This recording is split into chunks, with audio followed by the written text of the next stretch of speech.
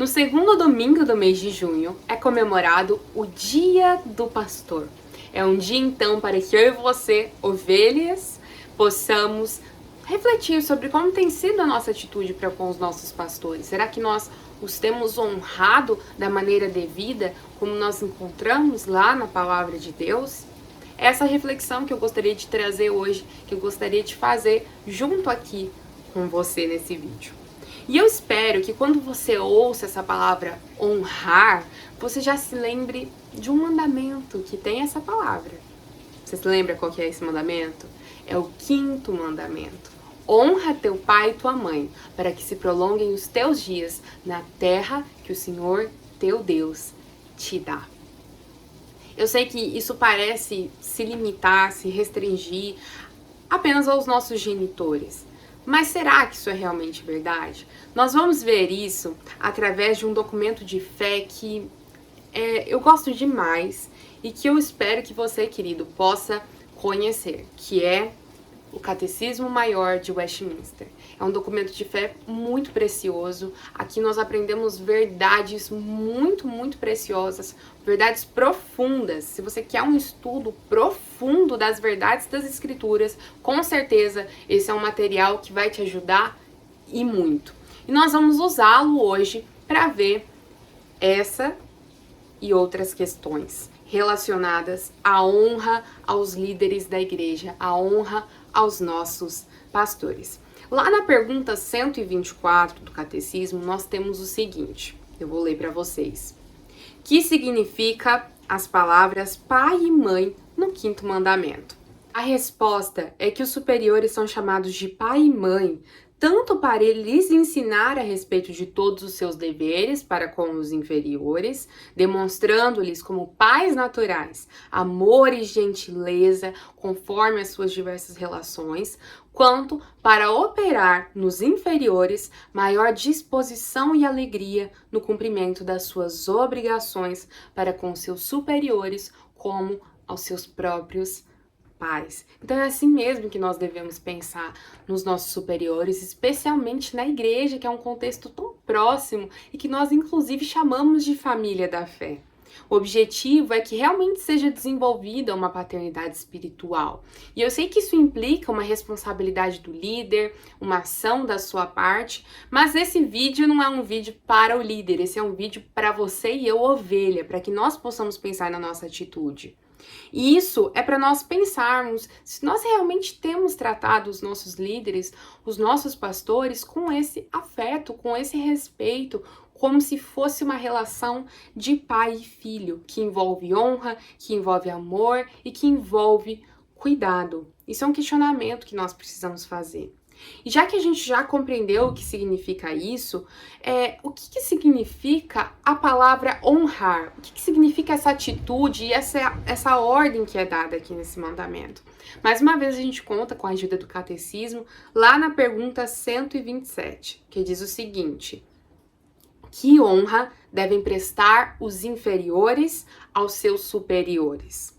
A resposta: a honra que os inferiores devem prestar aos seus superiores é toda a reverência em que se deve a eles de coração, em palavras e atitudes, a oração e a ação de graças por eles, a imitação das suas virtudes e graças, a obediência voluntária às suas ordens e conselhos legítimos, a devida submissão às suas correções, a fidelidade, a defesa e a manutenção das suas pessoas e autoridade, conforme os seus vários escalões e a natureza dos seus postos, suportar as suas falhas e encobri-las com amor, sendo uma honra para eles e para os seus governos.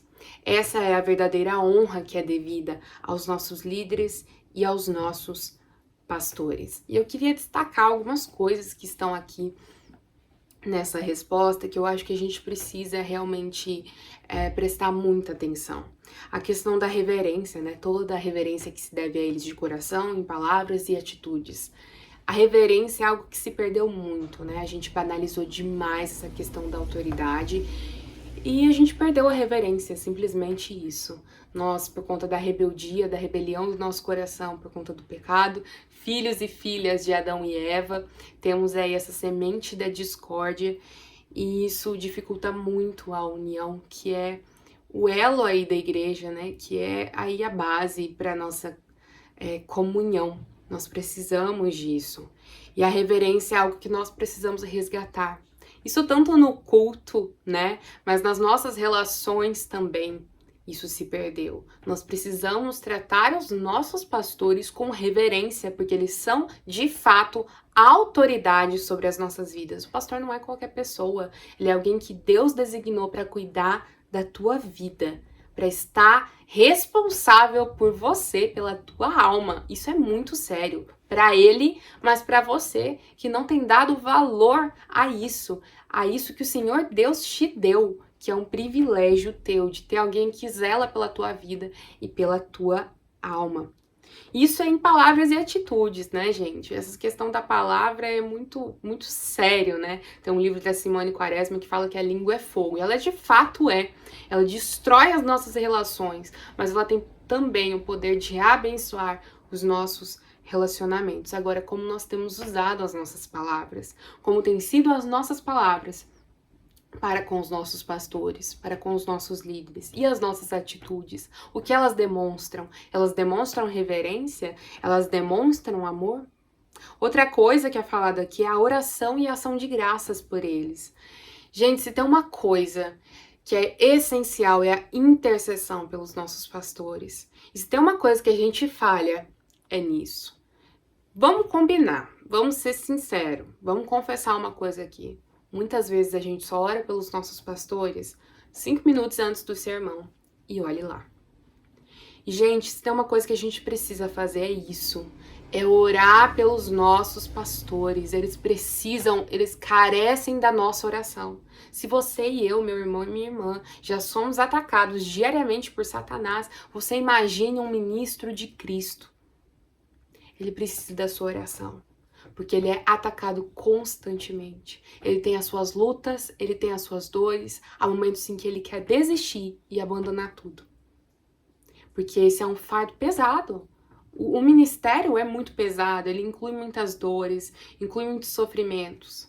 Inclui sim muitas alegrias, muitas bênçãos, é maravilhoso, mas inclui muitos pesares e a gente precisa orar pelos nossos pastores, para que o Senhor os fortaleça, para que o Senhor os capacite, para que o Senhor derrame sobre eles a graça, a capacitação do alto, do Espírito Santo de Deus, para que no abrir dos seus lábios lhe seja dada a palavra de Deus, lhe seja dada a palavra, a instrução, o direcionamento do Santo Espírito do nosso Deus. Nós precisamos interceder pelos nossos líderes. Se você quer dar um presente pro teu pastor, sabe? Não adianta você ir comprar lá o melhor presente. Ore por ele. Ore por ele todos os dias. Separe um momento para você dobrar os seus joelhos pelo seu ministro, pelo seu pastor, pelo pastor da tua igreja. Isso é muito importante. E que Deus possa comover os nossos corações e mesmo a nos constranger mesmo a fazer isso. Para que a gente possa dobrar os nossos joelhos e orar pelos nossos pastores. Ainda que você tenha um pastor muito difícil. Hoje também existe a banalização da autoridade, né? E aqui eu não quero incentivar ninguém a permanecer debaixo do jugo de falso profeta.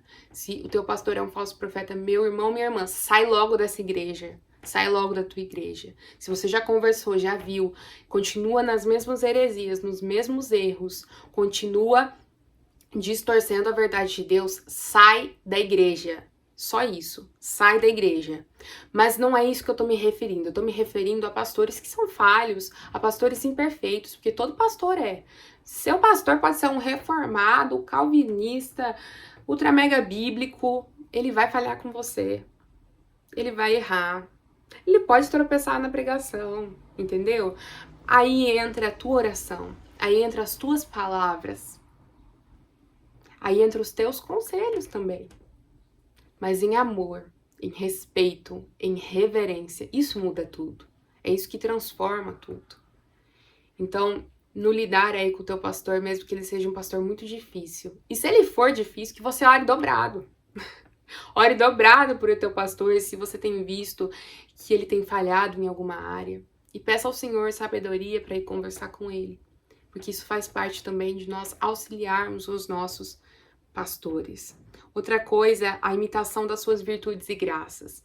Se os nossos pastores têm fraquezas, têm defeitos, têm dificuldades, você pode ter certeza que ele tem virtudes e graças, porque o Senhor o escolheu, o Senhor o chamou.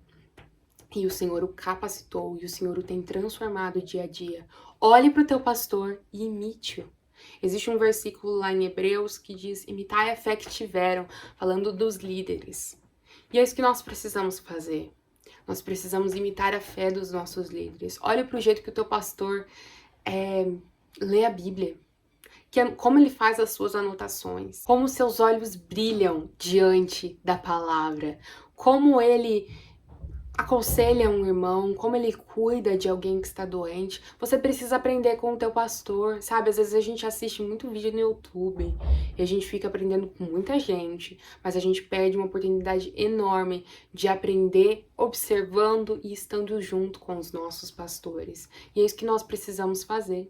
Isso envolve tempo, envolve esforço, envolve paciência, mas nós somos chamados a isso. E a gente não pode perder tempo em deixar de fazer isso, porque isso é um investimento do nosso tempo, é um investimento na nossa fé, na nossa vida cristã. A resposta aqui do catecismo também fala da obediência voluntária às suas ordens e conselhos legítimos. Então veja a ênfase, né? Conselhos legítimos. Nós estamos debaixo das autoridades terrenas enquanto elas estiverem debaixo das autoridades celestiais. Enquanto o teu pastor estiver pregando a palavra, estiver te dando ordens bíblicas, você o obedece voluntariamente, sem murmuração, sem queixa, sem ira, mas com voluntariedade, com paciência, com amor, sabendo que essa é uma ordem que se veio do teu pastor e se está de acordo com a tua palavra, com a palavra de Deus, vem diretamente dele. Essa é a consciência que a gente precisa ter, tendo a devida submissão às suas correções. Se você é disciplinado, é pro teu bem. Isso vem do Senhor. E você precisa se submeter, defendendo, fazendo a manutenção da sua pessoa. Uma pessoa vem falar para você mal do pastor, o que você faz nesse momento? Você fala, é mesmo? Nossa, é verdade, aquele sermão, nossa, ele acabou, falou tudo errado.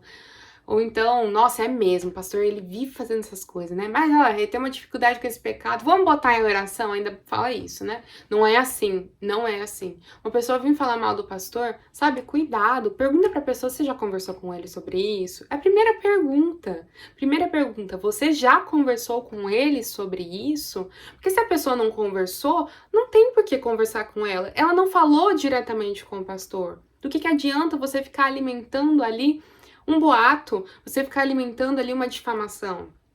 Isso não vai levar em nada. Então a gente precisa tomar muito cuidado com as nossas atitudes.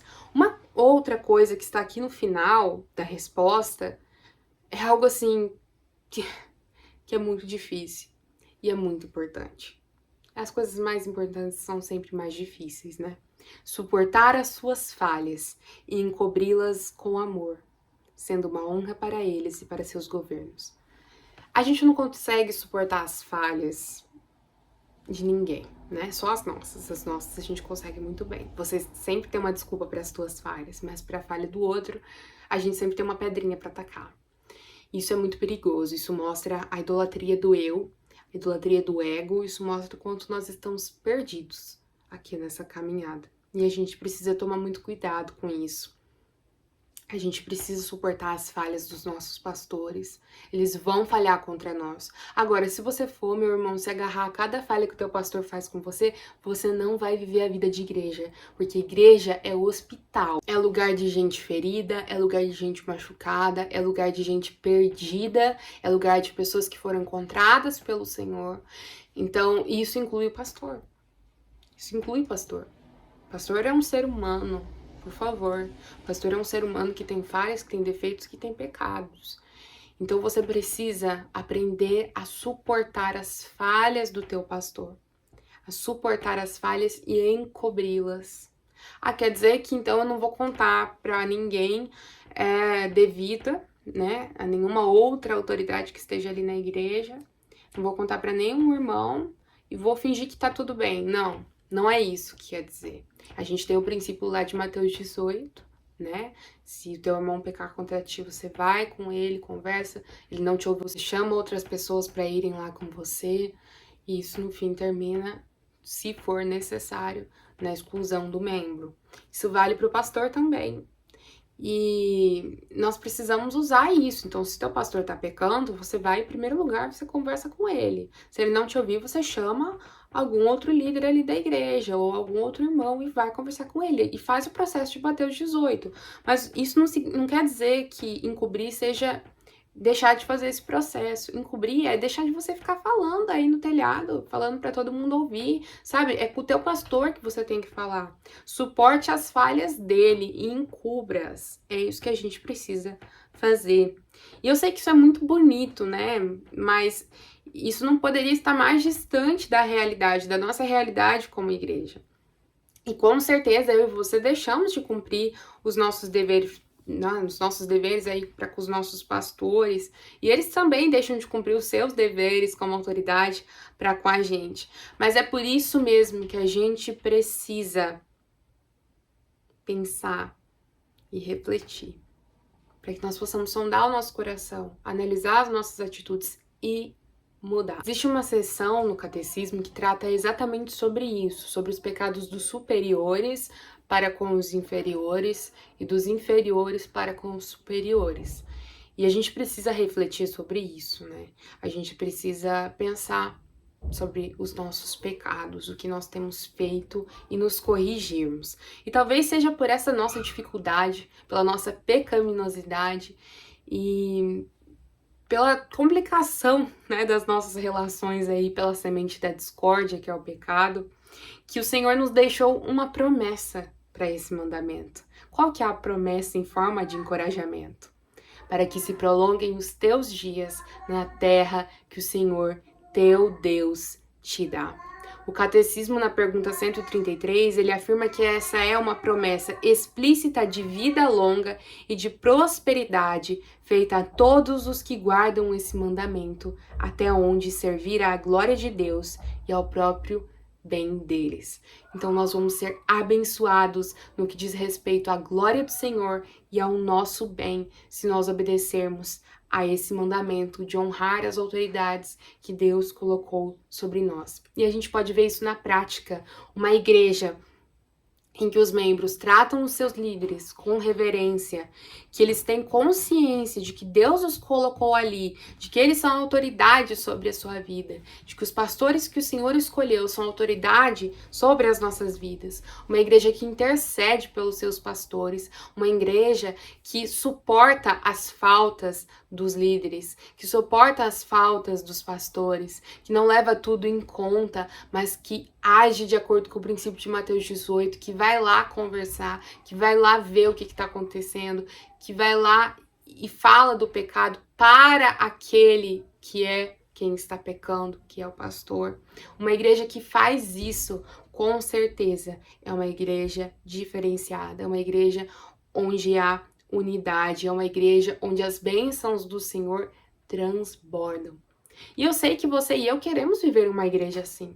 Só que uma igreja assim não acontece num estalar de dedos, nem num passe de mágica. Uma igreja assim, uma comunidade assim, é construída por pessoas como eu e você, que se dedicam a fazer a sua parte e que buscam honrar e glorificar o seu Senhor na onde estão, na comunidade onde o Senhor os colocou, transformando essa comunidade numa comunidade viva e verdadeira.